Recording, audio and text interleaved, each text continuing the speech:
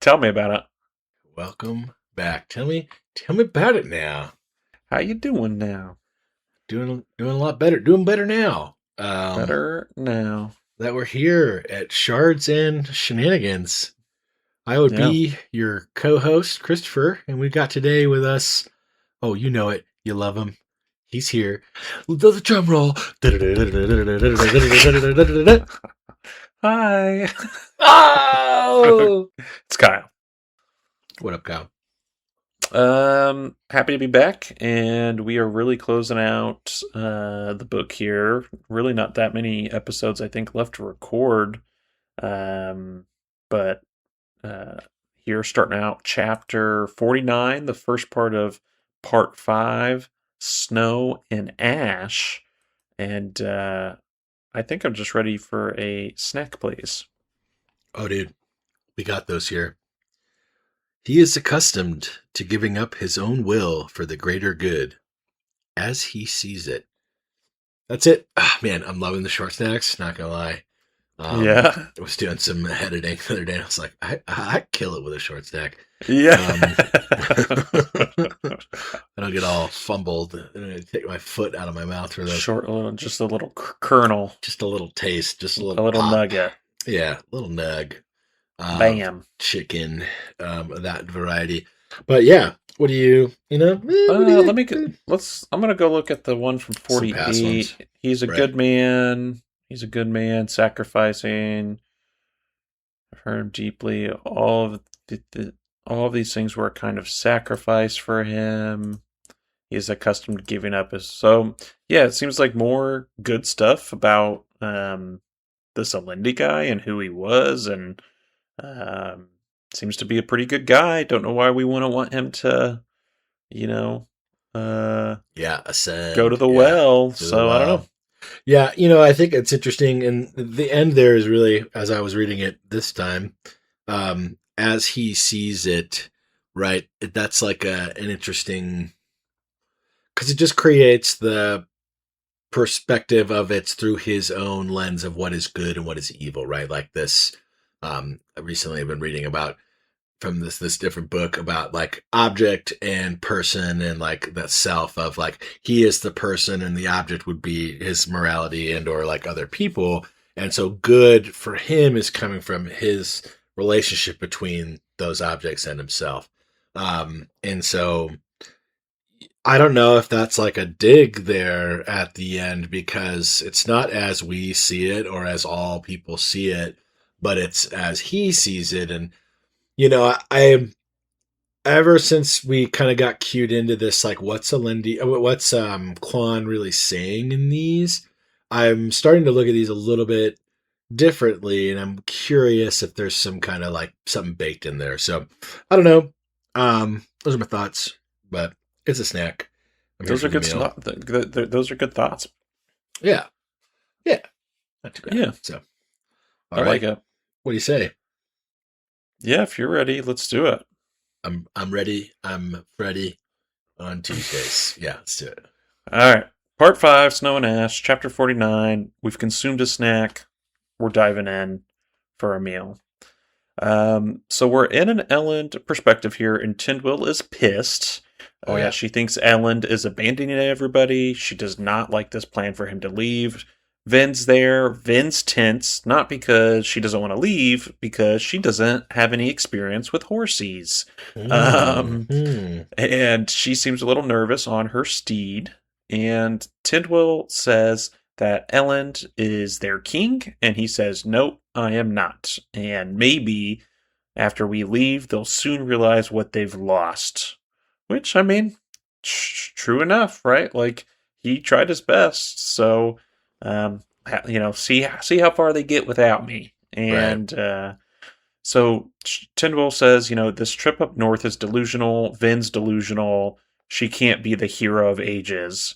And she says Vin is trying to follow in her master's footsteps.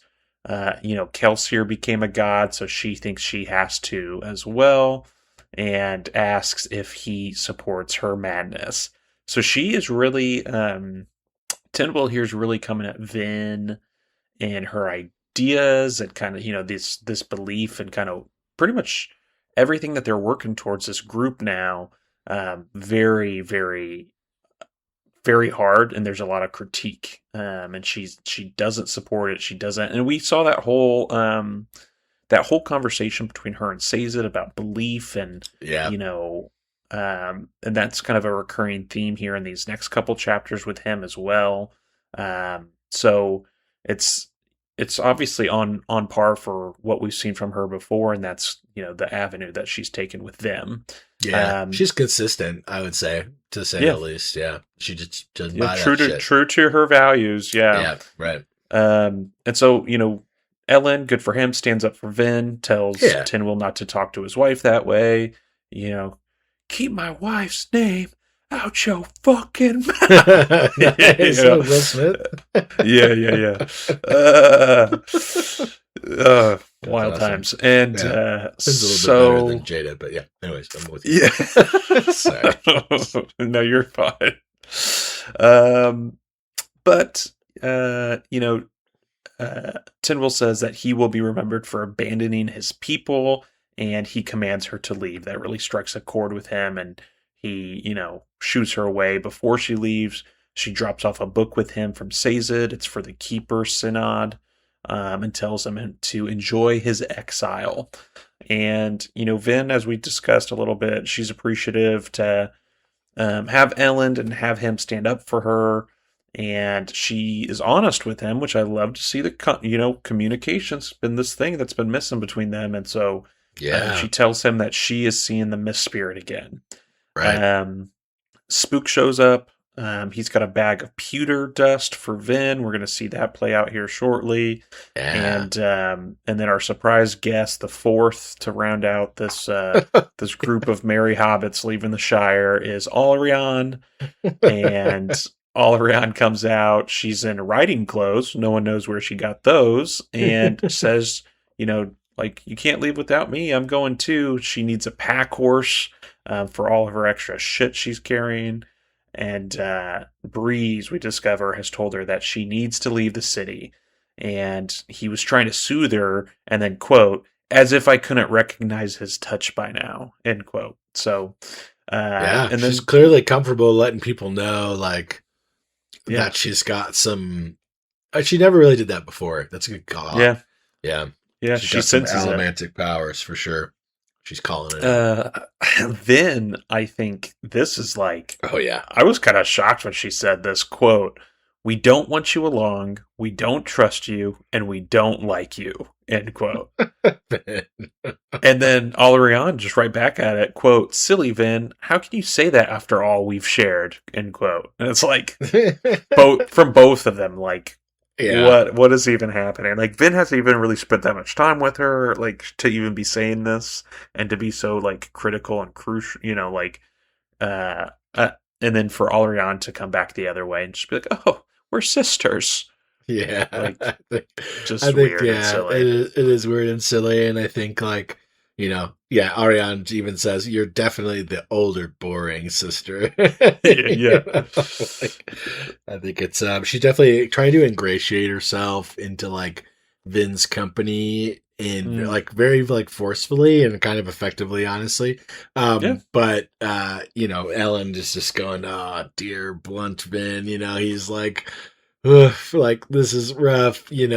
She's not holding any punches. She's not trying to be the tactful Lady Valette or anything like that. She's being Vin. She's being her authentic self.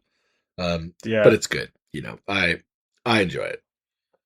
It's great. Alarion says, that they can try to leave her behind, but she'll just get into trouble. And then, Ellen would come save her because that's the kind of man he is. And he kind of, acquiesces and agrees, okay, come on. And, so they set out from Keep Venture, and a small group has gathered and is kind of following them through the streets out towards the edge of the city. And Ellen feels guilt. They're whispering behind them. And as they're leaving the city, they get to the gates, and a guard asks Vin, "Lady Air, are you leaving too?" And, she really has this calming hand and says, like, nope, we're going for help. Like, things are going to be okay. She's calm and cool headed. And Ellen really thinks that something has changed in her. Right. And then that's their time in Luthadel, man. They gallop out of the gates to the north, and a group of horsemen veer out from Straff's army, have moved to intercept them. And as we're riding, we see that Alrion is a very actually skilled rider. She has some serious chops on this horse. And then it's on, right? Vin's whipping out some coins.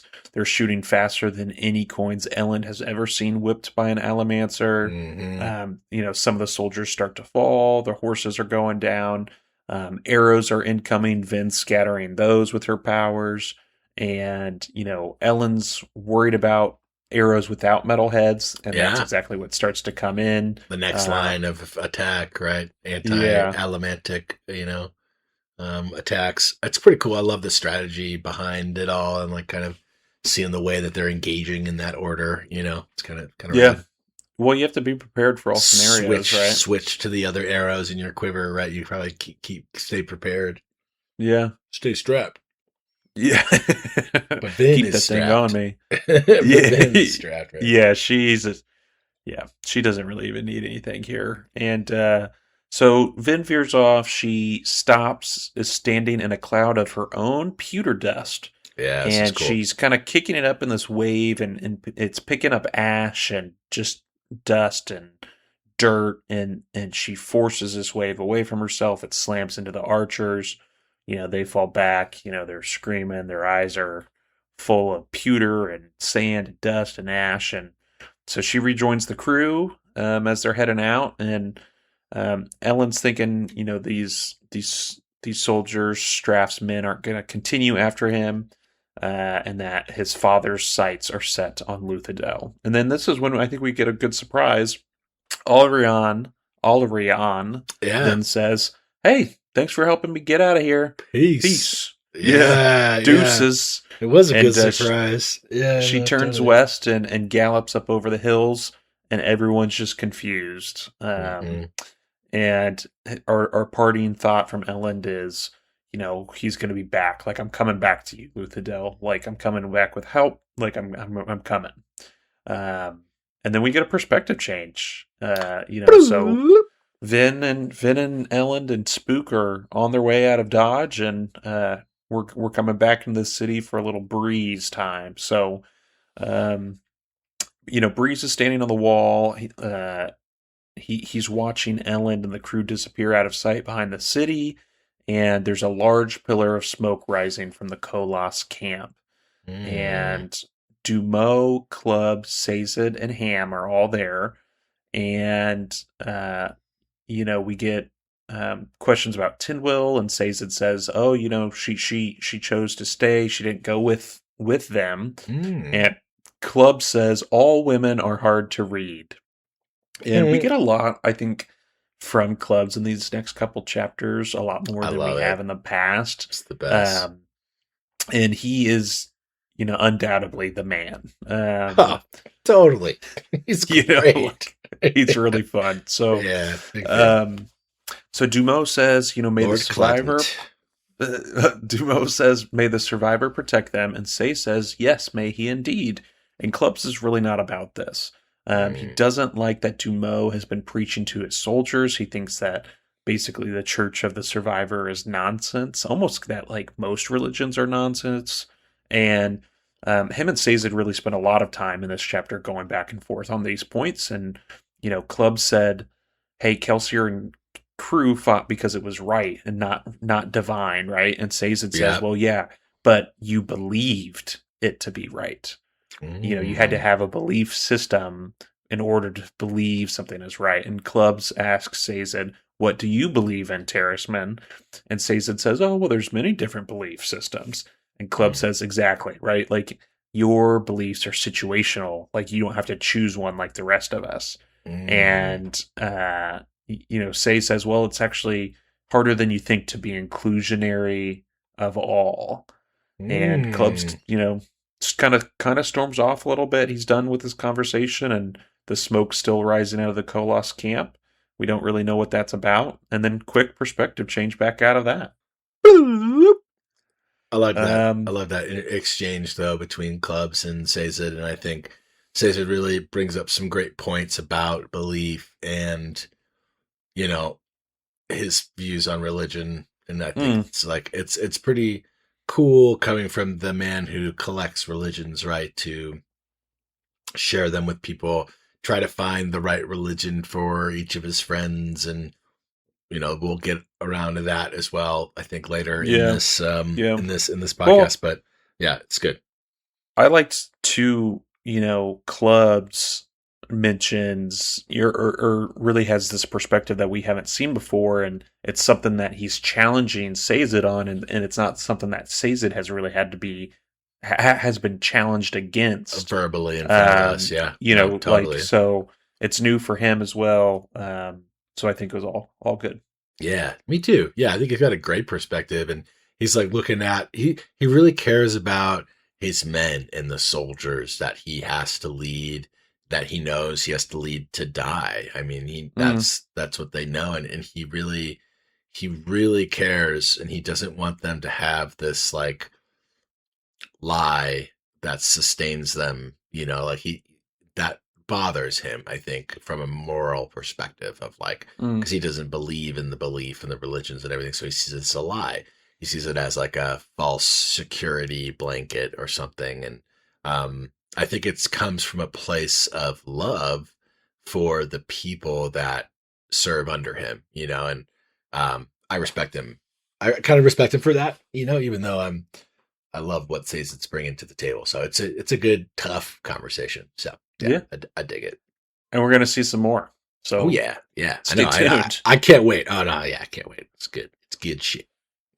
Good stuff. So we have transitioned through this perspective change, Bloop, bloop, and bloop. we are in our favorite perspective of all. That's a lie. Bleh. Straff here. He coughs and turns over in his chair, and he is not getting better. Something's wrong. Ah, He's had shakes. He got them in the night. They've just been growing worse and worse. And a messenger comes, tells him that some riders have left the city, and Straff's men couldn't catch the riders, and he's kind of he's upset, but he's more obviously focused on self-preservation. Doesn't know what's wrong, and he yells to send for Amaranta, and he has some really fucked up things to say about her and her body here after childbirth. yeah, Just like, wow, what a douche. And, yeah. He sucks. um, and just basically saying that like she's in her late 20s and her body's wrecked because of that. Like, it just, He's a pig, man. yeah, what a not nice man. And Yeah. so Straff burns some tin here. He's trying to clear his head. It hurts. It brings out all the pain, but it's also, his head is kind of this fog right now. And so as he's doing that, Amaranta has come in, and he notices as she's preparing his antidote, he thinks he's probably been poisoned, Yeah. that, she's not using the same ingredients that she always has. And he Mm. confronts her and says, you're making it wrong. And she kind of tries to cover this up, but his tin eye, he with his enhanced ability, he sees something right at the edge of her bodice on her breast, and he rips her bodice off, and there on her left breast was scarred and cut. And he thinks the it looks disgusting here because it's sagging just a bit, which again, what a douche. What a But he douche. says that this is a sign of Zane's work, which it's the same thing he did to Vin, right? Like he like punctured Vin on her breast. And Right. so what an interesting calling card to like leave on these people. Like, I don't know. It's just It's what a weird. weird, I mean, he yeah. said this weird mutilation thing, for sure. I think psychologically some kind of obsession over it for himself. I think it, as it was defined, when we learned a lot of stuff at the end about like trying to resist the voice in his head and like partially that, but like doing it to someone else, um, does not track with like that solely. So yeah, it's Mm, some odd mark or yeah, maybe mark is the best word for it. I don't know. yeah. Yeah. But yeah, he left his mark all right. Well, Straff sees this and asks her if she's Zane's lover, and she says that Straff abandoned her, and once she had aged and had his children, and so she had to do something, had to survive, and or try to even do something to maybe to get his attention, anything, and asks, why did Straff had to take Zane from her too? And Yeah. wants to know what Straff did to make Zane stop coming to her. And, Straff is like, okay, oh, so you're the one letting Zane poison me. And we learned from Amaranta that, Zane never poisoned him. She had asked Zane to make Straff think he had at a couple key points, but in reality, she had been drugging him Yeah. and getting him addicted to a substance. And every time he feels bad, it's really just him going through withdrawal, which I think is actually kind of funny. Yes. And, he's not about this. He tackles her, chokes her out. He grows fuzzy, dizzy, passes out when he comes to. She's blue and dead, and he starts mixing as much stuff together as he can. Doesn't know if he's going to just kill himself from some kind of poisoning, downs it, and he goes unconscious. And then that's the end of the chapter. It's really rolling the dice. I mean, I think he, and as much as I hate the guy, he's in a bad spot right now. Like he is paying his dues, if you will, all the poison that he spreads out into the world with his every action and thought. I think it's like a great reckoning, and I definitely had my hopes on how it would end for him. There's been a lot of chapters where I'm like, oh, finally, and it just hasn't come to pass. But it's like a cockroach. Yeah. Yeah, we'll see. I guess it's not I don't think that's not a spoiler because we get him back here in another chapter here soon. But yeah, Amaranta is very strange, and as a theme, I just thought it was really interesting how it's kind of thrown. I don't know. I felt like it was kind of thrown in here. Like there was maybe more story there that the Zane Amaranta story could have been that part of it for sure more fleshed out. I guess not that I necessarily need it to be that way, but it just is kind of whoa, another twist, and not what I expected. I did like the withdrawal because you're like, wow, he's all fucked up, and then when you start to look at it, it really tracks with each one of his If you went back and read it again, you're okay. When going through the second time, I was like, yep, he's going through the withdrawals right now, and then he gets her, and she relieves the withdrawal with her magical herbs, and and I think it clues into with when Zane says, I could never kill my father. I could never poison you, right? And we're like, okay, but he's been poisoning him, so what's that mean? Well, obviously now we know. It was just this game that he was doing with his ex-lover, kind of lover, whatever. Yeah. Who knows? Yeah. His weird love triangle between him and his dad. And and this lady. Yeah. Yeah. Weird. So, I think good chapter, end of chapter 49. The thing that I like the most is that we're picking up speed in the sense of we're jumping perspective to perspective a little quicker, which I think keeps you engaged more, and kind of, some of these earlier chapters are really these long drawn out narratives of really setting the scene, and that's good to have, and you need it. For sure. But now we're getting into, even if this isn't maybe as action packed, we're getting into, I think, as you've mentioned many, many times, we're definitely in the throes of the Sanderlanche, where we're kind of getting this bit, jump here, jump there, play by play, we're gonna see that. Revelation, and or not violent action, but just dramatic action after action, and I totally agree. So it's good. I dig it. And the stakes are high, are getting higher, at every moment, right? Finn's gone, and the Colossus, there's a fire burning. What the hell does that mean? We're gonna find out.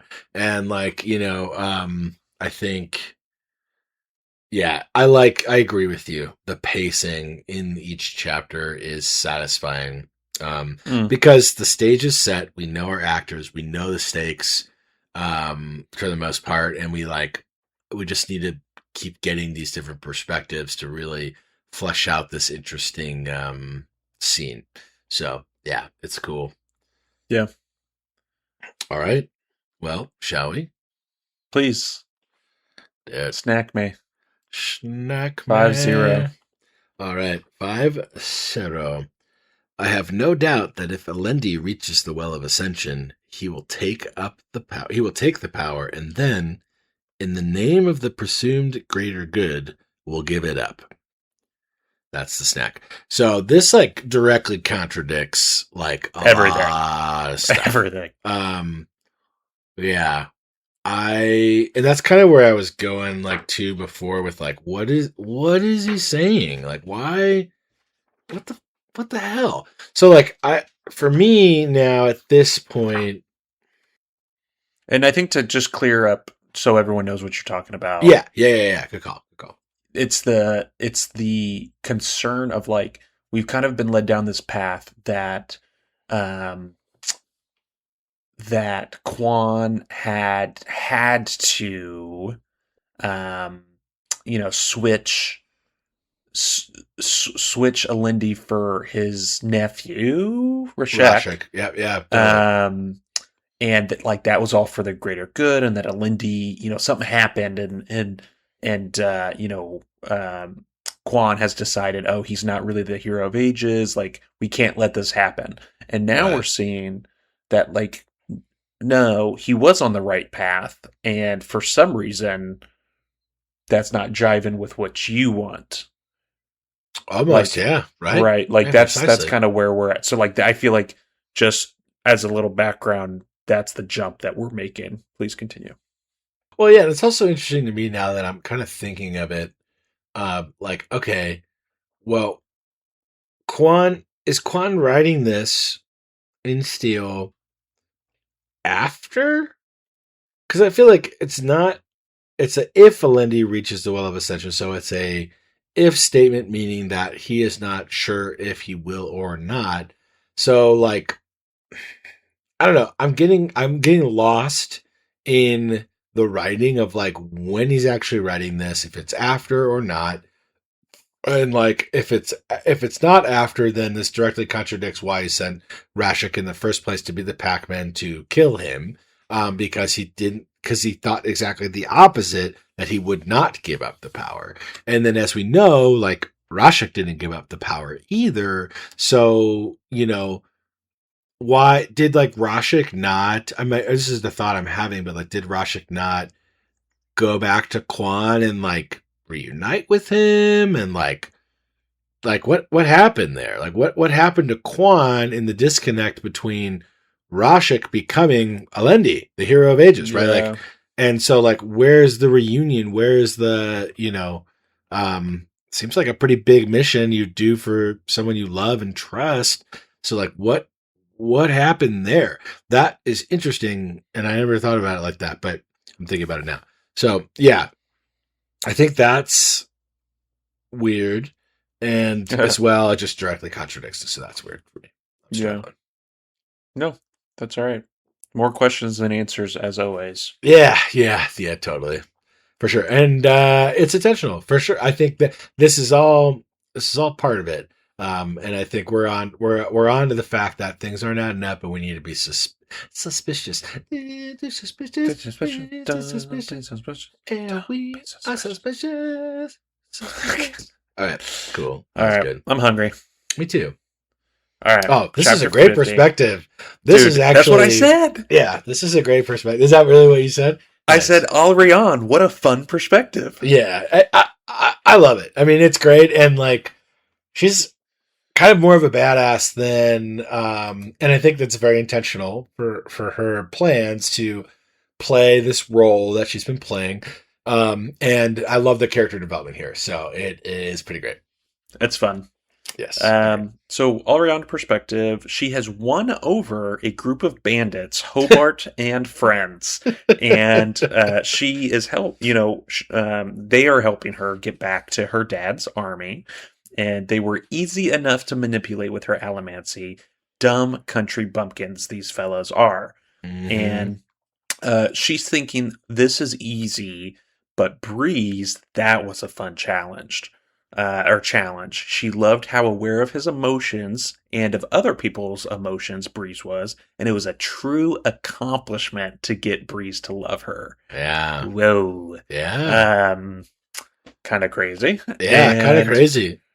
She's kind of a predator in her own right. You know what I mean? she Like, really is. yeah, for sure.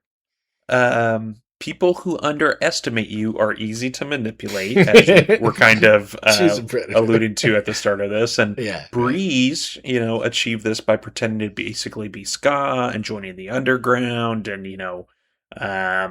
and obviously she's got her own way of doing it here. And so they do approach the camp, and a captain, that's on guard. He's giving them a hard time as they approach the camp, and she convinces him, this captain, to let these men and herself through. And she tells the captain to feed these men. They're good men. They need a good meal. Give them somewhere to sleep and rest. And she's going to send them a reward after meeting with her father. And she rides off. And she finds her father in the main tent, of course, talking with his generals, Lord Gallivan and Lord Dator. And quote from Set, "Well, damn it, you are back." End quote.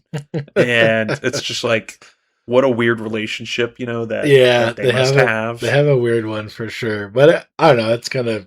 It's interesting. Yeah, It's cheeky a little bit, Yeah. like it's not all actual, like, God damn it, like this dumb daughter. Like it's more playful than that, and like almost like a bit that they do, I feel like. Yeah, certainly. Yeah, I'm tracking with that, as well as like he definitely does care for her, and he is willing to be very candid and honest with her, but also it's less kind of like, you're the thorn in my side, you're the ball, the chain, the ball and chain. I wish I didn't care so much and didn't have to worry about you. Yeah, precisely. Yeah, right.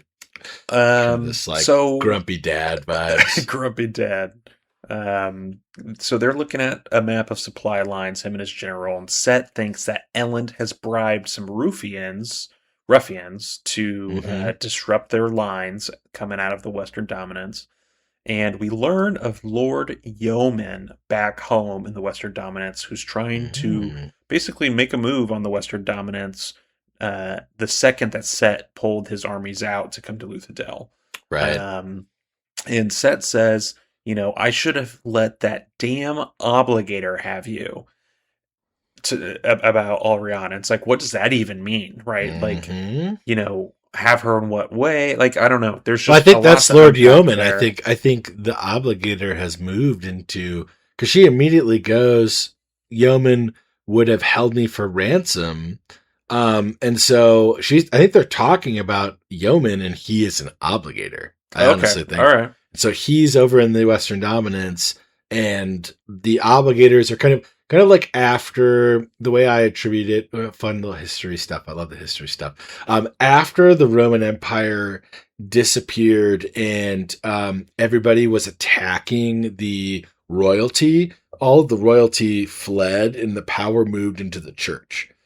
And so like cities and everything kind of disbanded in terms of like societal structure, and everybody rallied around these churches. And so to me, it's like the power is shifting from the nobility in his region to the obligators, and they are the ones with because I mean, like, the obligators were a huge system. They were very organized, tons of information and resources and bureaucracy. I mean, they had a big structure, and so people will lean on that, right? Like we saw that in the countryside with Sazed, where everybody was like, "Oh, the Lord Ruler!" Like they still were talking about him like he was like this god, even though he's dead. So yeah, that's the kind of vibe I'm getting. And he was like, I think maybe the play was by Yeoman. We don't really get a lot more here about it, but maybe the play was by Yeoman to like wed the two and to like get into the power that way. And Set was like, not playing your game. Like, we're out of here. We're going to go to Luthadel, get a bunch of power and come back and kick your ass. And he gambled, right? And he didn't work out for him. It has not worked out this far. No. He made some, it didn't work out. And it's and Ariane calls him out on it. Yeah, sorry, go ahead. No, you're fine. It's more playful here where, basically Set's like, oh, but if I would have left you with him, he would have already been eating out of your hand, like, Yeah, right. He does kind of give so her... it's like some praise. Oh, certainly. And then immediately into, quote, that idiot shit. Breeze back. Like, did he back with you? Like, did you bring him? And so all around chastises Set here and chastises him about his plan. With Luthadel not working out, he's fleeing with his tail between his legs, and she said she was right and that Set should have made an alliance with Elend, and now Set owes her 5 dresses. Which they made a bet. Silly. It's very Ariane though. She's like right to the point. That's funny. Set's upset about these ruffians with the supply lines, but Alaran says, if you feed these men that I brought into camp, these kind of country bumpkins, feed them, give them some gold, maybe some gals to ease their wearied minds and souls. They might be able to help you with your supply cart problem. And Set kind of, takes that and is really thinking about it and kind of mulling over that idea. And we see that Alarion is, again, not who we thought she was, and very... very smooth negotiator. Perceptive, and... I think I love that. Smooth. She's got good ideas, right? Like, she's not just this dumb, courtly gal from the Western Dominance. Definitely not. She is looking at every person as a resource and how she can use them to further her goals, right? And I mean, I think her goals are like multi-directional here. Definitely at the end of this, I know we're not there yet, but like there's, she cares about Breeze, and she's trying to help Breeze because she does love him, but she also loves her father, and she's trying to give him good advice, and she's going to make it work for her. She doesn't care about anybody else's thing. She's going to say, I'm going to do what I'm going to do. And like, I don't know, it's kind of awesome. Yeah, you gotta respect the. I do respect the hustle, for sure. Yeah, it's pretty great. So now that Alarion is back, Set wants to get some soldiers together, maybe carry a litter for her home, and she says, "Nope, we're going back to Luthadel." And Set's like, "Hey, there's nothing there." I believe Elend when he says there's no more ATM. And she goes, "Yeah, but there's nothing back home for us either. Our enemies are too strong. They have all the Alamancers. We've lost all of ours. Like, we can't leave Luthadel until we either have money or allies." And which is, again, very perceptive of her. Right. And Set says that he believes, like I said, he believes Elend doesn't have any of the ATM. And Alarion says that she searched the palace and didn't find any either. And so my question is, which palace? Yes, right. And was it Krita Shah? And right. so is are you thinking footprints? Footsteps? Or did she just search, Keep Venture? Because that could be a palace. Certainly. Yeah, no, I totally agree. I think it's good that it's vague because it leaves some questions for us to figure out. And I don't think we really know where exactly she's referring to, but it does kind of track with the way that she's been acting and snooping and listening and kind of like, showing up in these convenient places this whole time. And it really like leans into the fact that like Ariane's like there, but she's been like on her own mission, like doing her thing. And I think she's been playing the situation well, but Vin is very right to not trust her entirely. Yeah. And like, Well, and we talked about that when she first showed up. yes, It was like 100%. How like what is convenient, this girl's everything. motives? Like, Right. yeah. But she just she was, smooth, man. She just made it work. Smooth. Yeah. Smooth criminal. Yeah, smooth. And criminal. so, totally. She says, "Hey, we're gonna go back. We're gonna wait for the battle to start. Then whichever side looks like it's going to win, we'll jump in." Which is basically almost like everybody's plan going into this. Like everyone kind of talked about, like, stay out of the Colossus way. Yeah, like we'll let them battle, and then whichever one's losing, we'll join up. Like it's kind of. Well, just like because it's really a good plan. It's a good plan because it's not a good plan to go up against the Colossus because let that be someone else's problem is like the big vibe because it's bad. And like we as readers, like we don't like we can get an inkling now that we've like been in the Colossus camp a couple times. Like we see how chaotic it is, we see how monstrous and like crazy they are, but we have not like firsthand account seen the damage that they can wrought. So I think it's it's a good plan. But then she kind of leaves an aside there at the end before the perspective change of like, Breezy, I'm coming, Breezy. Yeah. Very small chance, Breeze. That's the best I can give you. I'm sorry. Right. So that goes back to what you were saying earlier about like, she does love him and she's trying to make this work for her. Yeah. And this is the most she can do for him in this situation. And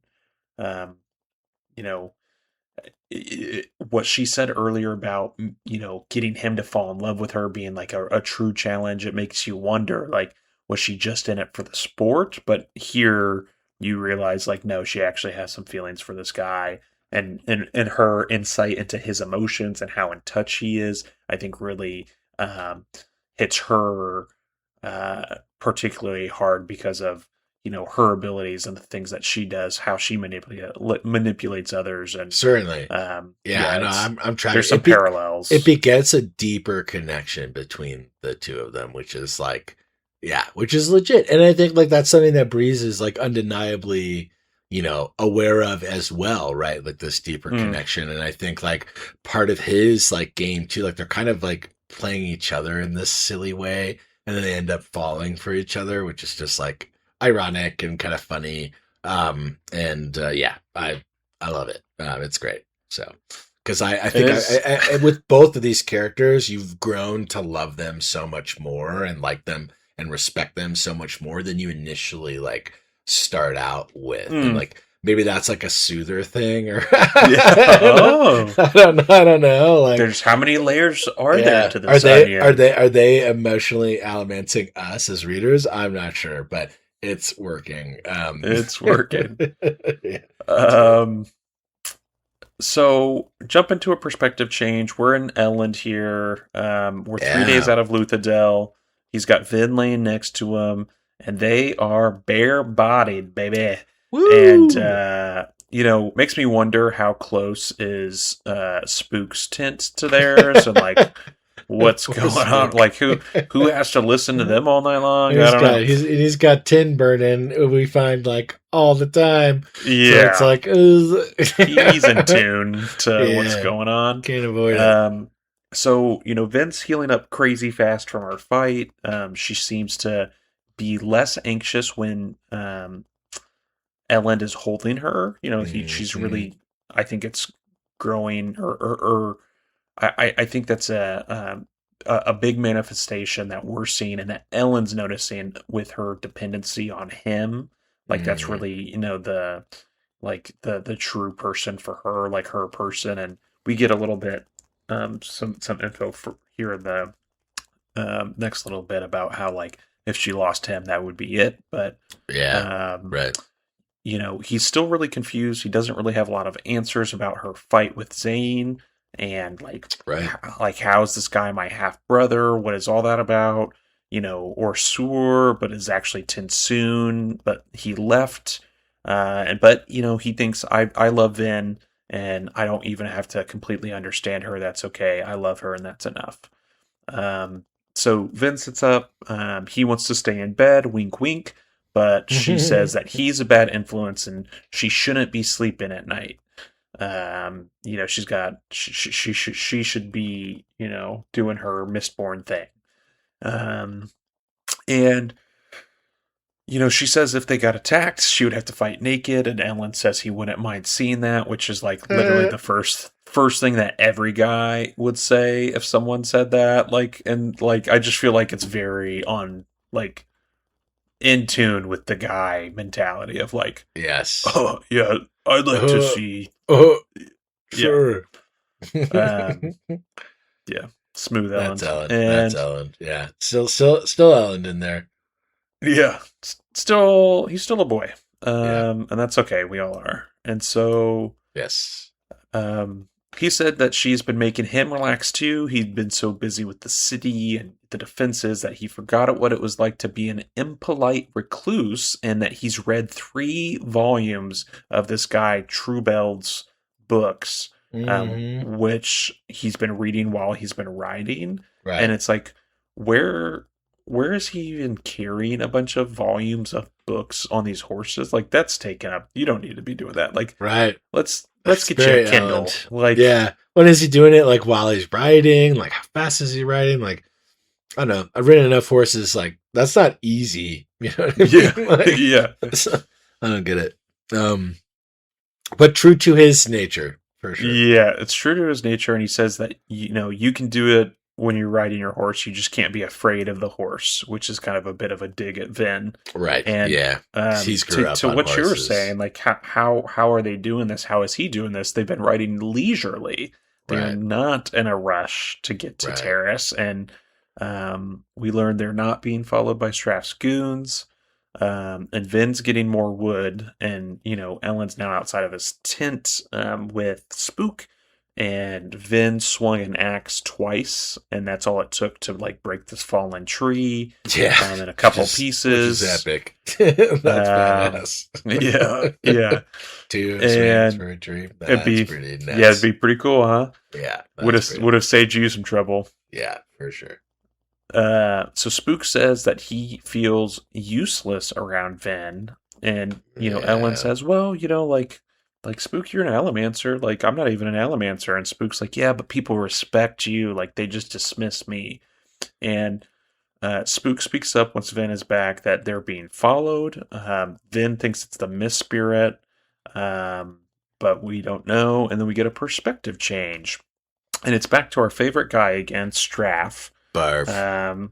And he isn't dead. dead. Double barf. Boo. And a healer from his army is tending to him as he awakes and, says, hey, you should be dead.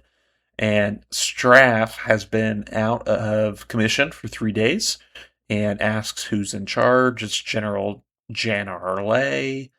And Straff expected that this general would have killed him while he was sleeping, but he realizes that nobody knows yet that Zane is truly gone. Right. And the healer explains that Vin and Ellen had escaped and that they seem to be on their way to Terrace, and that there's been a lot of infighting within the Koloss army, and Straff, capitalizes on Zane's plan here. Maybe we're just going to let the Koloss through and let them do the heavy lifting in the city. And then boom, just like that, we're going to just keep it rolling with another perspective change. Yeah, it's good pacing. Right into Sazed. Sazed is sitting in the kitchens. He's building up. He's building up his metal mine, storing all his attributes, and he's weak. He's tired. He can't see, taste, smell, like all of the senses that anything that he can feed power into these rings that he's wearing, these metal mines, he's doing. And it's like reaction speed is down, his processing speed is down. This part was my favorite part of this chapter. Easily. It's so good. We're learning a lot. Yeah, we learn a lot about it, and then like Clubs is kind of we get Clubs coming in here right in a second, and like Clubs is kind of like learning and observing it and kind of like affirming what we're seeing in some ways, which is cool because he's committing. Like Sazed is all in here. He's going. He's Mm, going all out, no bars held, right? And he's yep, kind of been doing that, but like he's committing right now. It's sweet. it's time. Clubs walks in, sits down, like you said. Clubs said that Straff's troops are gone. They've left, disappeared, and Penrod had been sending Straff messages, but hasn't heard back. And actually, Straff executed one of the messengers that they had sent out, and that the letters were essentially trying to convince Straff that then, hey, she's gone from the city. Why don't you just come on in, take it peacefully? We don't want war.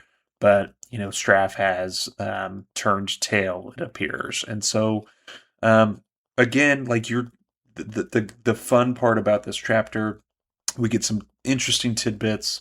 I say tidbits a lot. I feel like I've almost You're commented good. on that You before. did once, yeah. But No, I edited that chapter. I edited did that you episode. edit it out? Yeah. No, I didn't edit it out. I just edited that Oh, episode where you mentioned about you talking about tidbits, tidbits. and it was Tin Will's tidbits for a while, and that Yeah, was like yeah. the funny joke because Tinny's titties. Tinny's. Oh no. No. Oh no. I'd say Tinny's that. tidbits. They're tidbits. She's giving tidbits to Ellen. Yeah, These, yeah. like, informational tidbits. Yeah. It's good. So, I like it. Whatever. That's good. yeah, Tidbits. whatever, man. Say Leave what it you in want. there. Some interesting Yeah. tidbits about the metal mines we get here. Yeah. And if Say's laid down and were to fall asleep, the only thing that he could feed into is his bronze mind, which is storing his wakefulness. And would Yes. force him to sleep longer in exchange for letting him go without sleep at another time. So interesting. Which is a really interesting way. Like, you would think that he would store like energy to use later to stay up, but he is like he's not, almost like he's storing the weight. I don't know. It's like it's almost the opposite of what I thought he would be storing. Like, Yeah, or like he right. would be feeding sleep into it, feeding maybe, sleep into it, like, but yeah. he's feeding the opposite of what he's currently doing. So like think about it like because it works the same way with other attributes, like with strength. He's feeding it strength so he is weak, right? So he is feeding it wakefulness so he is asleep. He is feeding it vision so he can't see. Like in that kind of correlation, I guess. And the gold mind. I love the gold mind. It's very, very cool. And as you picked up on, his movements are super sluggish. He's, he really has to strain his mind to get his body to do what he wants to do and to really listen to understand what Clubs is trying to tell him. Even to talk to him and like to respond to him. He's like, I have to think about talking so that he's I like talk. In slow motion, right? Yeah, yeah, totally. And well, what? So then, therefore, what is he gonna gain out of that, right? Like super motion. Yes, super speed. I'm stoked. And so Penrod had allowed 3 different groups of like nobles basically to try to flee the city, but Straff soldiers caught them all and butchered them. So that's cool. Yes. And Penrod also sent messenger to the Koloss camp, but the messenger never returned. And Clubs is saying here that the defenses aren't good in the city, that right. They only have 20,000 troops. It's really not a lot for a city so large, and that these gates in the city weren't really built even to survive an attack, because who's going to attack the Lord Ruler and Luthadel? Nobody. And only really a few thousand guards they can leave at each gate, which is just crazy small numbers, they're saying. Bad. And Club says that the Koloss are bigger, stronger, and crazier than them, and are more numerous as well. And Sazed is thinking, he's not really thinking about the task at hand. He's thinking about his boo thing, Tinwill. Yeah. And her tidbits.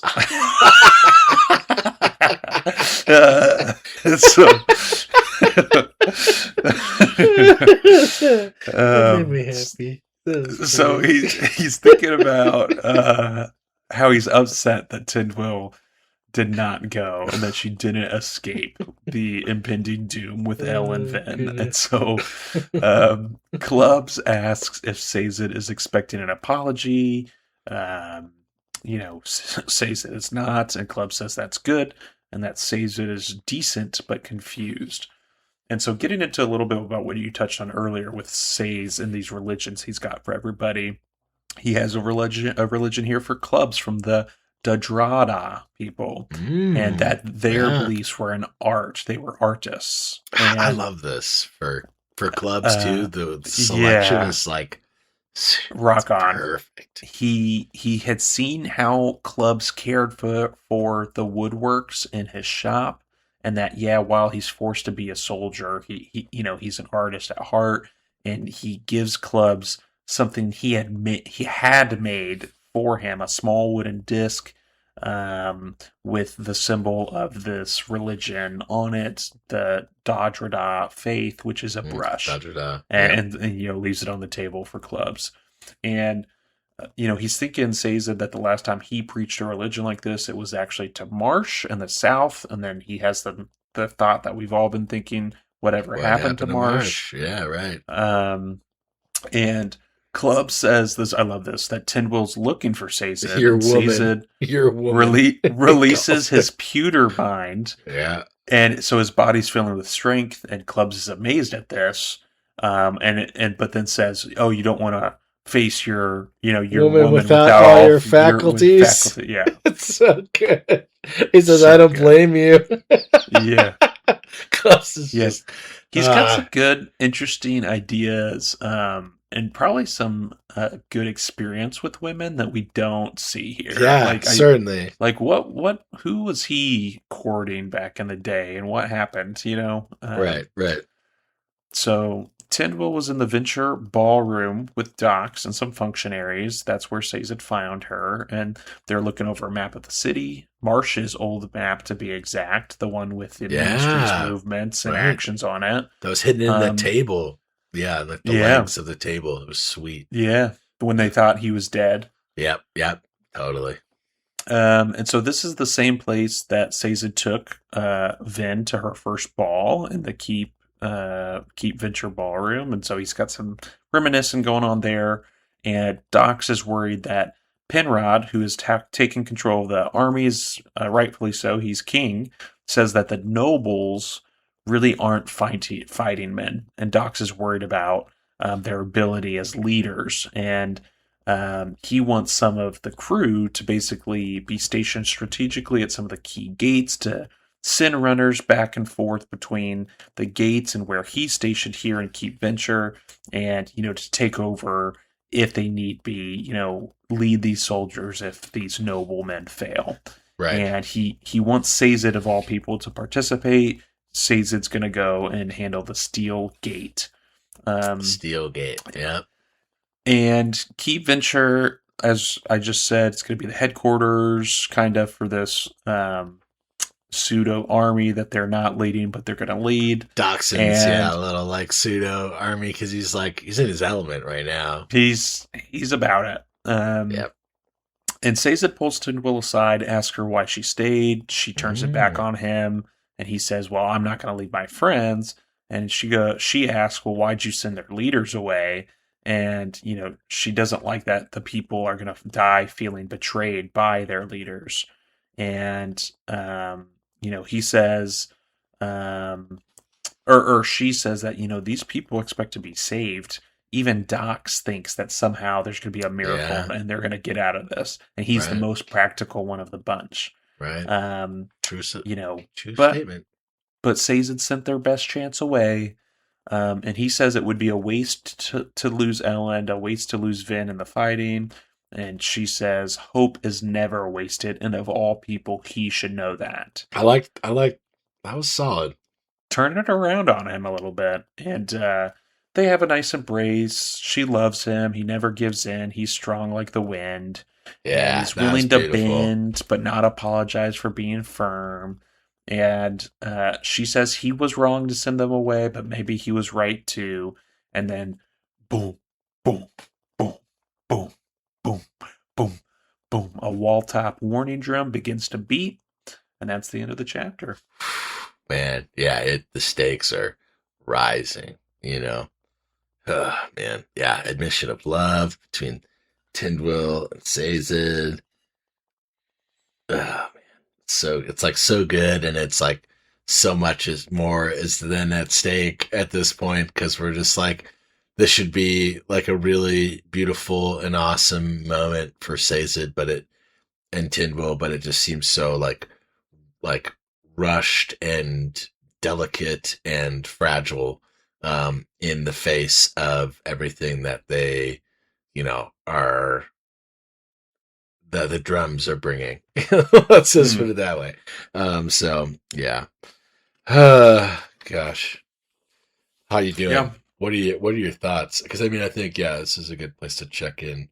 It's kind of like I said earlier, we're not getting a ton of action, but it's setting us up for this impending action, right? Like you still have to move those chess pieces on the board and get them in place to understand the game and then be able to use them in battle. And so I think that's kind of what we're seeing here. Right. We're seeing the pieces fall in place, understanding why they're there, and then we're going to move forward. So just some good tidbits. Yeah. And yeah, just happy to be moving along, and this next chapter I think is really what we were building up towards with these three that we're recapping today. So yeah, it's a good one. Well, all right, cool. I just wanted to check in. I love it. I love the building. I'm with you all the way. So I'm going to jump into the snack. And so I have made one final gamble. That's the snack. Dude, short snacks. Come here, short snacks. Dude, you're so good at the short ones. Love the short snacks. So, yeah, the final gamble. I mean, is the gamble... So, okay, here's my question to you. I know what it is. No, I'm gonna instead of spelling it out, I'm gonna ask you first before I say it. I know. What do you think the gamble is? What do you think he's referring to? I think it could be two things. Yes. Okay. Cool. Me too.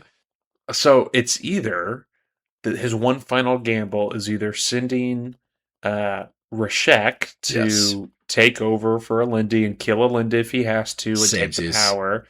Or it's something that we don't even know about yet. Okay. All right. Something we don't even know about yet. And then, all right, so here's my thought. Is it possibly what Sazed and Tindwyl are bringing forward to us? Could it possibly be the writing itself, the contradictions, the whole thing? And while that's a very abstract gamble, and I don't know what the gain is, right? That's something that's a gamble that, like you just said, we don't really know what it is yet. Could that not be a gamble in itself? And that's why I just want to pose that question. Well, we're looking at this. I guess we've touched on it a little bit, but we've really have, or at least I have been looking at this as like this direct action of his words and what they mean compared to what the actions of what he actually did. And I haven't so much hit on the contradictions, like you said, that Tindwyl and Sazed have pointed out in his writing and what that means. And so, like, maybe, maybe he was of sound heart and mind, and that, like you're saying, this final gamble or, whatever these contradictions are really leading us to some answers. And, 2,000 years later, and he knew what he was doing, and that, like, it wasn't all actually bad, like taking this Alindi guy who looked on paper like he was going to be the right guy for the job, and he was going to, not take the power for himself, and, swapping him with his dumb nephew. Like, I don't know. It's an interesting, I get what you're saying. It's a hard thing to conceptualize. But maybe. Yeah, but maybe we'll just have to read and find out. Yeah. Which is what. Little Raffo. Yeah, little Raffo. And definitely, no, that's 100% Raffo right there. But I just thought I would pose it out there because I think it's a safe it's worth posing. It's a safe enough thing to pose, and that like, a lot of how I feel like Sanderson's writing works is just this like discovery on the shoulders of people doing the discovery, right? Like Vin discovering the magic systems and Sazed and Tindwyl discovering these writings and kind of the issues with it and the mysteries behind it and like why things are directly contradicting each other within the writings and the things that they have written down. So yeah, I think it's very interesting. So anyways, that's all I want to say about that. But I wanted to say it. Okay. All right. Thanks, Forrest Gump. Yeah. That's all I got to say about that. Yeah, that's right. Life is like a box of ATM beads. Pewter dust. He was definitely a Peter Dragger. Let's be real. Dragging something. So, Area 51, Chapter 51. Thank you for the snack and the interesting thoughts. And let's jump into it. A great Vin perspective. The mists are hanging out a lot longer in the mornings than they did in Luthadel. The further they get away from the city, the longer into the morning these mists are hanging out. And it's like a crazy amount of time in the morning. She like can't even believe what she's seeing. And it just, this is me talking deepness covering the earth for all eternity. You know, like that's what's kind of going on, right? It seems like it. And so, she thinks, quote, how did one fight something larger than a continent, end quote. And that makes me wonder, because the only map we get of the entire region of this final empire is one continent. Are there other continents? Does the Lord Ruler control those continents? Yeah. That's interesting. Good questions. We really haven't ventured, no pun intended, outside of the central dominance. Like, we got a little bit into the south with Sazed and Marsh at the Conventicle of Saran. Yep. And we've heard about the Western dominance. Yep, 100%. And the northern was where Straff was a little bit, but like not much. Like we've just heard drops. about Terrace, but like our main character lines in the story is not taking place anywhere outside of this one city, basically. 100%. Yep. There's a big whole world out there. Yeah, it's a sphere, technically. But yes, that's what one could call it, a sphere. A sphere. A tidbit. And Vin is feeling confident. She's either gone mad or she's the hero of the ages, right? Like she's narrowed it down to these two things, and she's confident in one of the two. So right around. But the concerning thing for her is that the thumping in her head is getting softer, and she doesn't quite get that, right? Like they're moving towards what she thought would be it, towards the Well of Ascension. Why is it getting softer? And the mist spirit's still around. She can still feel that. It's been watching her. It's always around until the mists like disappear in the morning. And she feels this allomantic pulse of the spirit, and she realizes, oh, that's inside my tent. And she runs to the tent and throws it open and sees that Ellen's sitting there sleeping like a pure little noble baby. And the mist was filling the tent, which is odd, right? And like, shouldn't be indoors. The tent is considered indoors. And the spirit, this mist spirit, is over Ellen. It's got hateful eyes. Yeah. And there's something in its hand. She sees it flash as this thing raises its hand. Then jumps across the tent, pulls out her own daggers, stabs into this thing. She hits something tangible, and there's a metallic clang, and Vin feels a chill numbing in her arm, and the spirit disappears. And she's felt that before when she first kind of attacked this mist spirit. Or maybe it wasn't an attack. Maybe she just tried to touch it. I can't remember. But it was interacting the first time they hadn't interacted. Yeah. Definitely. And so Ellen wakes up none the wiser, and she, hides it a little bit from him here. This is going against the open line of communication we're striving for. Right. But basically tells him, like, nothing's wrong, go back to bed. And she doesn't know if it's, like, real or not. She's, like, struggling kind of with her own sanity is this the mad? Yeah, like... Right.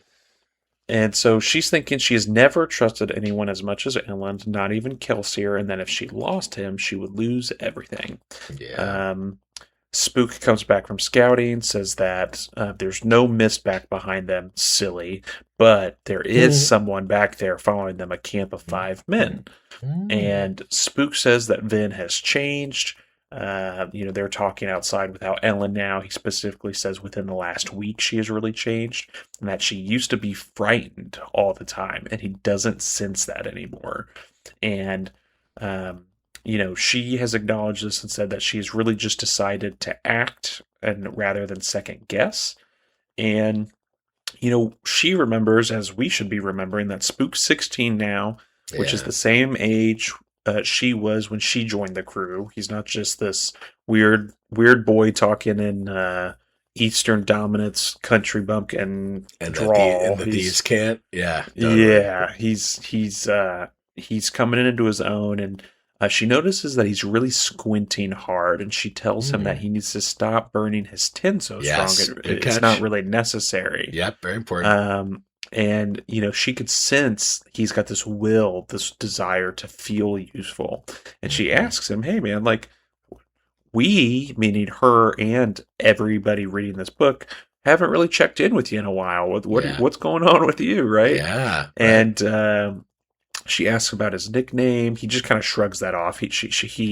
She asks about his nickname. Kelsier gave it to him. That's why he kind of is sticking with it and likes it so much. So venerates Kelsier, right? Yes. Puts him up on this pedestal. Big time. And and really not just him, the whole crew, right? Like everyone really looked up to Kelsier. Certainly. Then included, for sure. Yeah. And she's kind of coming to terms with that in some ways, I think, now, in different ways. But yes. I think so, too. And Spook wants to feel powerful. He kind of feels worthless. He wants to be important.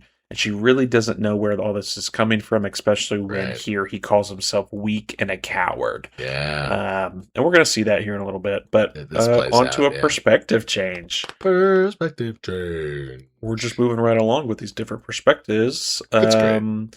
Sazed, him and Tidwell are rushing to the walls. Club said that the Koloss are fighting amongst themselves. There's a massive brawl. And Tidwell ominously says that this is how it starts. Mm-hmm. They have infighting, and once they are raging hard enough, they will turn it out towards, like Berserker Psycho. Yes, like I imagine it as like the mosh pit at the concert, and once they get riled up enough, they just turn towards the crowd and just start like taking them over. Yeah, I think of like the Vikings that would take magic mushrooms.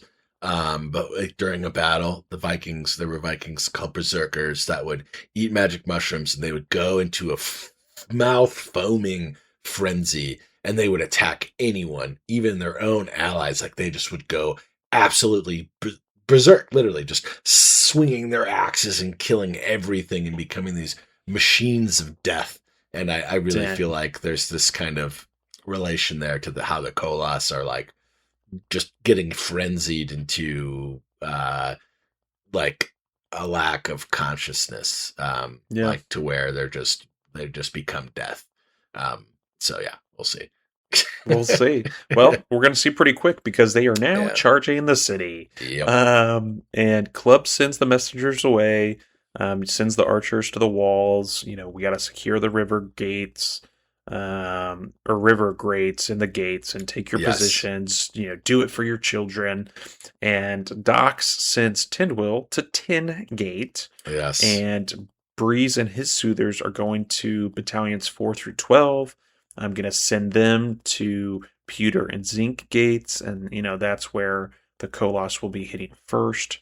And Clubs will be bringing some reinforcements there, and says that it's off to his gate. And flakes of ash start to fall, and that's very Helm's Deep-ish of like, the orc army is coming up from Isengard. The White Hand of Saruman is approaching in the deep, and as the battle's getting ready to toll, the rain starts, just like this ash begins to fall. Yes. And totally. It's time to go, Great.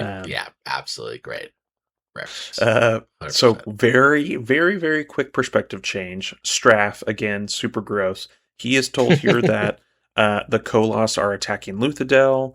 and that the general Lord Yanarle is surprised. I'm going to say it different every I time. love it. No, I love it. I'm here for it. And Straff pretends like he knew this all along and that he expected this, and that this general kind of looks at him all impressed. And how stupid this whole thing. I hate that. Yeah, perspective change. they're all scumbags, really. Like, I'm like, because he's like, oh no, we'll wait, and the guy's like, oh yeah, what a great idea, and it's like, you guys suck. You're gonna let all these innocent people get murdered, like, fuck these guys. And then perspective change, arrows. They're coming, man. So Sazed, he's got his enhanced vision. He's looking out at the Koloss that are attacking the pewter and tin gates, and he sees that the arrows falling amongst them are, having little effect. Some of the smaller Koloss are falling, sure, but the bigger ones, no. And like you said, the tin gate, that's where his tin baby, Tin Will, is hanging out. So he certainly has some stakes in the game, right? Eye on the prize. And they sorry. Yeah. And so he knows that they are fucked, basically. They're just boys with sticks against these monsters. And he sees that the Koloss are uprooting trees and starting to use them to like ram the gates, essentially. And he's really thinking how trees, like, it's crazy. he's really thinking about how smarter these creatures are than anyone gives them credit for. Yeah, right. Definitely. And, as the Koloss reach the walls, men are throwing rocks down at them, but that's really not doing much. They're grabbing them and throwing them back. Yeah. It's not what you want. Which is crazy. Like a catapult that can just throw it at you. So very strong. Yeah. You have to drop it because like that's the most you can do, and it's just like, nope, throw it. And back. It's saying it's throwing it back with like good accuracy. I remember I loved it. I was like, dude, terrifying. It's like killing people. He sees the Koloss are kind of stacking up here against the gate. Or these gates, and a messenger rides up to Sazed's group looking for Lord Cooley, who is leading this group here. And Penrod has now ordered 6 companies to head to Pewter Gate as reinforcements. That's 600 of their 1,000 men at this gate. 400 are left. And so Sazed looks back at the other gates and sees this soldier, as you're mentioning, get rocked, pun intended, with a rock to the face, and it kind of startles him. It's like, like that, you're looking through something and something just pops up and you're like, oh shit. Oh shit, what I see. And now the Koloss have gotten tired of standing around these 2 gates that they are stacked up around, and they start moving around the city to some of the other gates like his. Yeah, and with only 400 people. Like, oh, fuck. And then perspective change, which is like a very good perspective of this entire part of the book. So good, dude. This one's so good. So Vin, she lands in the middle of the 5-man camp, and she throws pewter dust into the fire pit and pushes on it, which blows out the smoke and ash. And it, kind of rises up and surprises the guards, gets in their eyes, startles them. And she pulls on the metal stakes for the tents, and they all collapse, collapsing on 3 men inside the tents. One of the tents is unoccupied. One of the tents has, someone by themselves in it. The other one has 2 people in it. And these guards finally clear their eyes, the ones that are by the fire, and they're getting ready to draw their swords. And I love this. The visual of this, she just drops a single coin on the ground in front of them as like this warning. And they just stopped reaching for their swords, and they're like, "Yeah, we're good. Like, we're all right. We don't need none of that." And it's our best friend here, Jastes. Oh, Jastes. So he comes out of the largest tent, and the first thing Vin notices is how balding and spindly he's become. Right. And Elend was hiding nearby in the woods and comes out once he sees that it's, Jastes, and, asks him, "What are you doing here?" And Jastes didn't really know what else to do, right? The scouts said that they saw Ellen and Vin fleeing. He thought that was a good thing to do, that maybe they could do it together. Yeah. And Right. Ellen kind of, stops him and almost grabs him and is like, Oh, hey, he's pissed. where are your Kolos, right? Like, what is going on? And we learn that Jastes tried to send these Kolos away, and once they had seen Luthadel, they had become transfixed with the city, and there was a fire in the supply carts with all the wooden coins. Fake money he had. And so like my question is like, did he set the fire as like an escape to get out, or did they just what is the significance of that fire? I think he I don't lost. know. I think he lost his bargaining chip with them, right? Because he was giving them all these fake wooden coins to try to convince them to listen to him, but he lost it. And I think that was like either a very terrible coincidence or like some kind of foul play. But we don't really know, like, We don't know. from whom or like where that kind of comes from. But yeah, that's how I feel when I see it. And definitely, like, they're talking like when we were in the camp the one time, they're like, we are men, and like, we're not Kolas, we are men, and we're gonna go into your city and we're gonna do men stuff.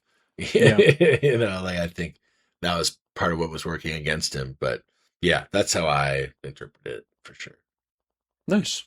Well, Ellen really can't believe that He's pissed.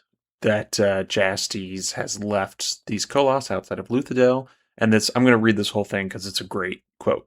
It's great. Quote, "You raised an army of violent monsters and led them in a tyrannical assault, Jastes," Ellen said.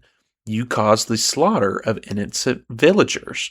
Then you abandoned that army without leadership or control outside the most populated city in the whole of the final empire." "Forgive me," Jastes said. Ellen looked the man in the eyes. "I forgive you," he said quietly. Then, in one fluid stroke, he drew his sword and sheared Jastes' head from his shoulders. "But my kingdom cannot." End quote. But I'm jacked. Dude, I am jacked about that. It was so good, man. Dude. It was like, it's kind of shocking the quick, violent thing coming from Ellen. But I mean, as he goes into it in a little bit here, but he knew it was the right thing to do, and he kind of like calls it out to these guards that are supposed to be protecting him, and he's like, "What? Like, I didn't do the right thing? Like, I did the right thing for not just for you, your lord, or my lord, or any of that shit. Like, I did the right thing for humankind. Like, that was fucked up what just happened, and like that needed to be dealt with immediately." And I just, I don't know, man. I dig it. Dude, I've never been so excited to see someone beheaded. Yeah, dude, it was awesome. I was pretty proud. For lots of reasons. I was pretty proud of Ellen in the moment, and just like, yes, like, agreed. That was the right thing to do. And he did. He has come so far. He did it. So it was pretty great. He didn't like ask Vin to do it. You know what I mean? Like, he doesn't, even though all that manipulation is shit in her head, like, no, like, Ellen did it, like, he knew it was the right thing to do. He was going to act. So we saw him leading up to this, right? Like when he attacked a Kolos in the Kolos camp, and like the violence in him. Yeah. Kind of rising. We've seen it. Yeah, for sure. Yeah. So, so as you mentioned, this is shocking to Vin. It's shocking to the guards. Everybody, yeah. And Ellen just kind of turns and walks into the woods, and Vin finds him there on a rock, sitting, contemplating. Right. And he says he really isn't sure why he did it, but he knew it had to be done. And this is the first man Ellen has ever had to kill. Yes, and I love this. He says that him and Vin are both knives, both tools. For the kingdom, for the people.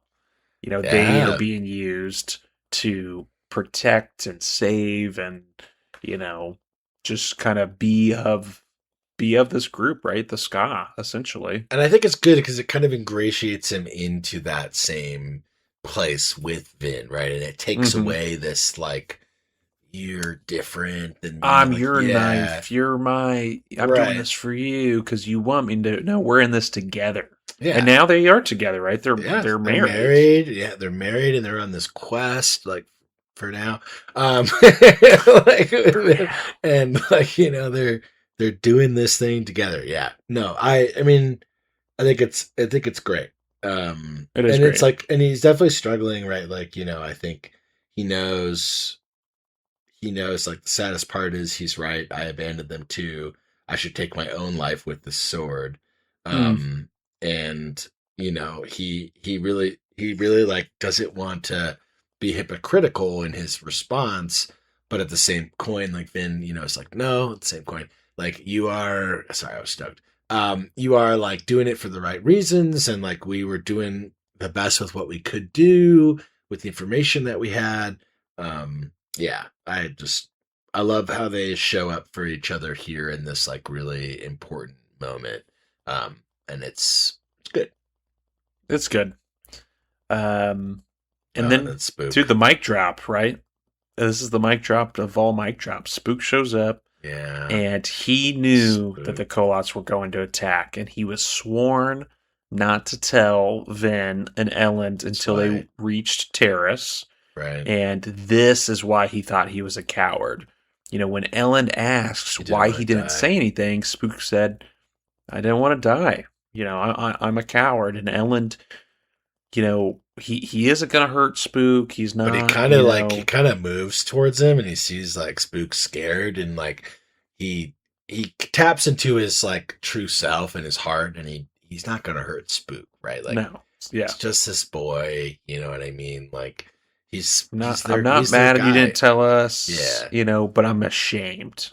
Which is Yeah. like, that's Ooh. cutting. Oh, Talking about being a knife, brutal. that cuts somebody. Oh yeah. I mean, Spook is devastated, I think, at this point. For sure. And then I think this is where the light bulb goes off. Vin has figured it out. This has all been, like, they've been manipulated. Sazed, of all people, lied to them. Right. The well isn't in the north. I need to follow what's in my head and in my heart. It's back in Luthadel. And, that's why the pulses were getting softer as they were getting further away.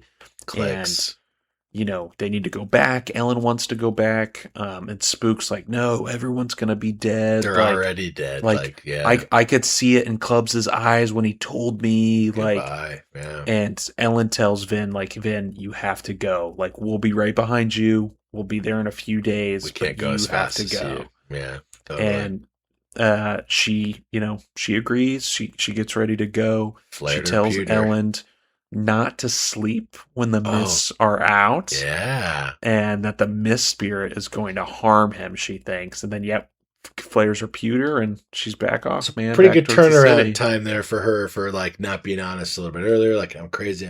Like, she's like, no, I'm not crazy, but I'm going to go. And like, I don't think you're safe. And like, I need to tell you that before I go. Because before she was just taking it on herself, right? Like, your safety is my responsibility, kind of reverting a little bit back into how she was before with like the not communication. And then she follows through here. Yeah, that's it. That's the end of 51. Oh, man. So I have some predictions. Oh, dude, please, yeah.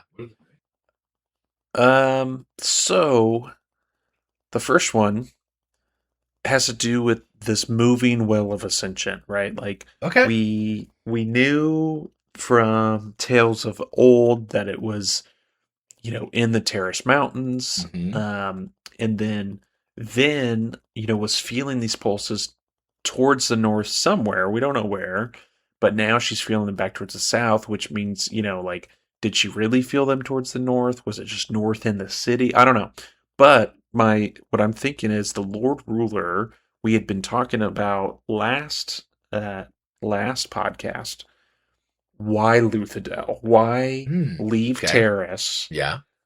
Your homeland, who you're clearly obsessed with, Mr. Break Room, and your Break Room, Terrace Cottage, right? And the big castle. Yep. Totally.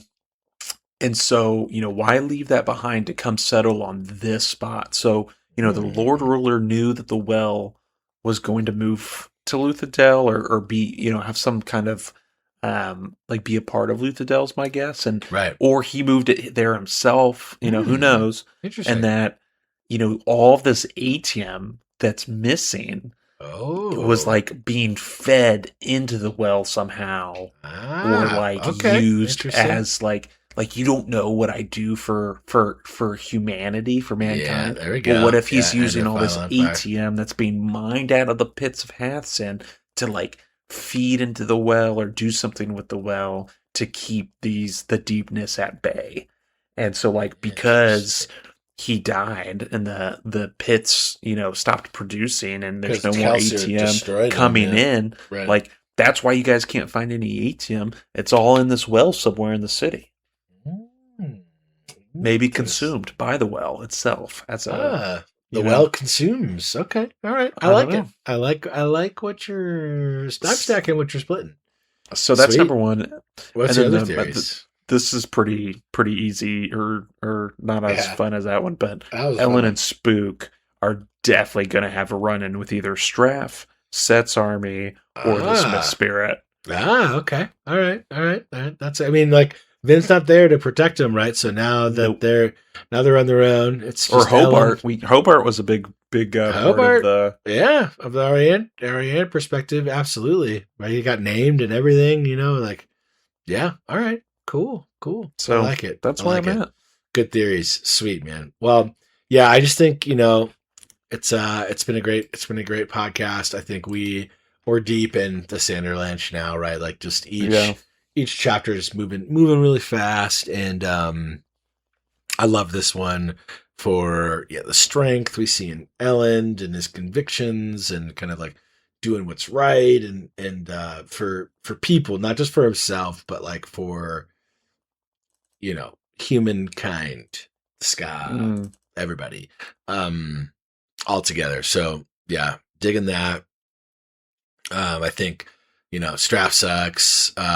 Worried about all of our folks in Luthadel. I think it's looking pretty grim over there, and I think this is one of the things that Sanderson does really well. That like I don't know why I just keep coming back for it, but the sense of like dread for characters that I care about and like I'm emotionally invested in, and just like I always get this feeling of, to make a terrible Batman reference, but it's always darkest before the dawn. Like, it really does feel like the darkness is just, the deepness is just swirling in and kind of consuming everything. And you're just not sure if there will be light again. And it's really, he does a great job with that. And like, it's going to be great. Yeah. I think we're, like you said, we're in it. And this chapter specifically, we see like, hey, the city's finally being attacked. I know. Yeah, it actually happened. Instead of just like, we've only been talking about it for the whole book. Right. But like we're there, it's happening, and like this is when the action, like just like the end of the last book and how like almost rushed it felt. Like I have that feeling that that's where we're coming with this, right? Like Vin's making her way back. Who's getting hurt in the city? Which gate's getting breached first? Which characters are going to be in trouble? There's a lot going on. When is Set going to show up? How's that going to interact with Straff showing back up? Right. Stakes are high. Yeah. Stakes are high. Yeah. So I totally agree. A lot to look forward to, and I'm in it. I'm excited. So yeah, man, me too. I kind of feel like for me, like there's always the build up before. I haven't spent a lot of time like in fights or in violence, but my understanding of like actual violence, whether it's like, in a fight in a fighting ring or just in real life, is that there's always this build up and then the fight happens and it's fast. Mm-hmm. It's very fast. And shit happens fast. And I think the way he writes these parts in the Sanderlanche is that it's irreparable damage in some ways, at just the highest octane speed that it can come. And part of the shock is just in the like Ellen chops his head off, right? Like boom. Because it's not this long drawn out like, dialogue and monologue or whatever between two characters, and they have this beautiful fight. Like it's brutal, it's fast, brutal. And it just rips you apart. And like, it whatever is left over is kind of like the remains, that which remains, right? And so like, I feel like avalanches are a lot like that. The Sanderlanche is a lot like that. I think it's well named in that regard, having cleaned up avalanches and dug underneath the destruction and finding the pieces. It is, it's apt. So I'm stoked. It was awesome. Well, shit, yeah. Well, I guess then, folks, you'll have to tune in next week, but we wouldn't finish this episode without... Well... thanking the mobs. Okay, no. We are going to thank the moms, just to let you guys know. I think next, we got 4 chapters here left in this part, and instead of trying to, like, cram them all in, or doing, like, 3, and then, like, splitting up... just 2. The end of this and the next part or something, we're only going to do 2. So, next week, all you got to read... to be ready for the next episode is 52 and 53. Back to basics. We'll do 54 and 55 after that, and then jump into part 6. We're not saying it's going to be easy to stop, but we got a lot to cover, and it's going to be, we're in for the ride, so we want to do it justice. So thanks for sticking with us. Yep, we appreciate you, and we're enjoying this new, I think, room. We're allowing ourselves to breathe and change, and we're almost like says it right, like we're firm, but we're the wind, and we're okay to change, and and anytime I can be more like my main man says, it's better. Hell yeah, that's what I'm talking about. Hell yeah, hell yeah, yeah. Banana bread at work, bro. Says it likes bananas at work. So. Yeah, but thank you to the moms. Thank you to to our listeners. Thank you to shout out to all our fans. Shout out to our fans. We appreciate everybody, and we appreciate anyone that reaches out. I love that. We've got some people that are pretty good about commenting either on the episodes directly or reaching us out on reaching out to us on Instagram or Facebook or whatever it might be. Just to say hey or hi or hey, how you're doing. So how are you doing? We love that. Thanks for the support, and dude, excited that this book is kind of coming to a close. It's been a good journey, and I want to see where it goes. Yeah, man. Where do you go? What's in the box? What's in the box? What's in the box? What's in the well? What's in the Luthadel? So let's find out. Ascension. What's called Well of Ascension, I feel like we gotta see it a little bit, right? Yeah. So here we go. Peekaboo, I see you. Peekaboo. Yep. My daughter loves Peekaboo. Well, all right, folks. That's all, folks. It's the perfect cast. The perfect podcast. Ooh, the cast. You call it a cast. Yes. I love it. All right. Well, that's enough shenanigans for one night. We'll see you next week for some more. Thanks for hanging. Thanks for listening. Thanks for being around, and we'll smell you later. Smell you later.